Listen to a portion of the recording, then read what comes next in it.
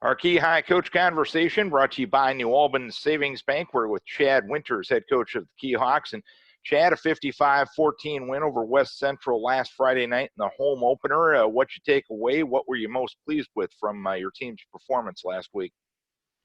I thought we cleaned some stuff up from the Alcater game. We turned the ball over 4 times in the Alcater game.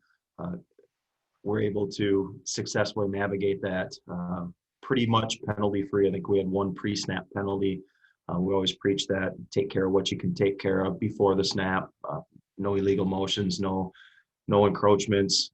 Don't give them a cheap 5-yard penalty to make it 1st and 15 or 1st and 5. We took care of that stuff, handled them up front pretty well, able to be successful throwing and running the ball. So continue to evolve in that, and looking forward to a big night Friday night. You talk about the turnovers. You have had 5 defensively takeaways in these first 2 ball games, but getting that ratio on the positive end of things is a lot more fun, I'd imagine. Yes, most definitely. Typically, when you look at who wins and who loses, I mean, usually that turnover battle has a big saying in the outcome of the game. So you just can't give the ball away. So. And overall, your defense last week, 7 tackles for a loss, 2 sacks. We mentioned the 2 takeaways and only giving up 14 points. What made your defense work so well last week? We had a good game plan going in. Kids executed it well. They did hit a pass play where we're in great position. Kid came across the front, didn't come down as hard as he should have on the arms. Ball ended up popping up in the air. Guy kind of did a little pirouette there, and ball landed in his arms, and he ran into the end zone. And then they tacked one on against our younger kids late in the game. So overall, defensively, we played a pretty solid game. And on the defensive side, Tyson Cota with a pick in each of the first 2 weeks. He's been kind of a ball hawk for you, I see. Yep, kid. He's able to sit back there in the zone, and you've seen us play baseball before. Gets a great read on the ball, has a good feel for the game, just has the knack to know where that ball's going, gets a 1 or 2 step head start. And in football, that's all you need. If you're able to break across the front of the guy and come down with a pick, that's great. And he does a real good job of that, and that showed the first 2 games.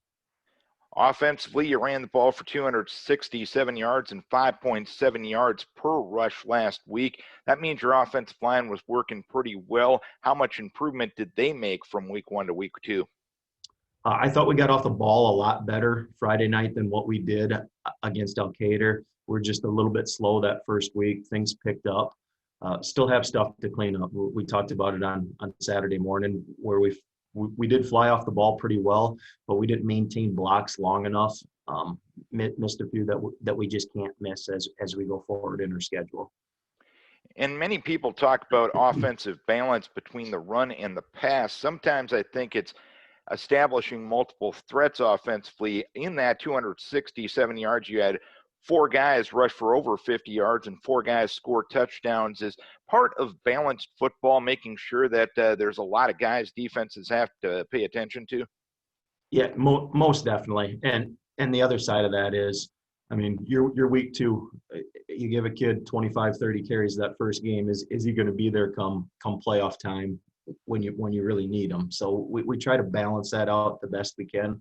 We try to build confidence in the guys that we do hand the ball to, and we try to distribute it as much as we can. So one guy doesn't have to be kind of that bell cow type guy yet. Got Easton Valley coming to town this week. Obviously a very tough opponent. Historically, they've been pretty good. What challenges do they present? You're talking about a state quarterfinalist team from last year. Brought some key guys back from that team.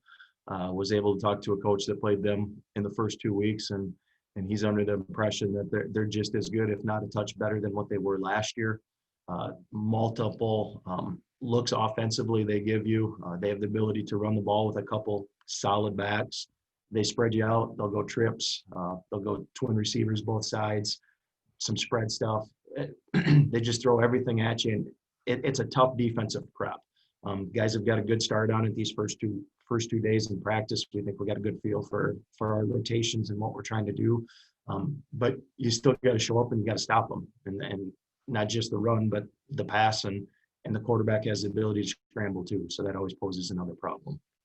All right, Coach, keep your kids healthy. We wish you best of luck. All right. Thanks, Darren. Appreciate it. Chad Winters, head coach of the Key Hawks. This Key High Coach Conversation brought to you by New Albin Savings Bank.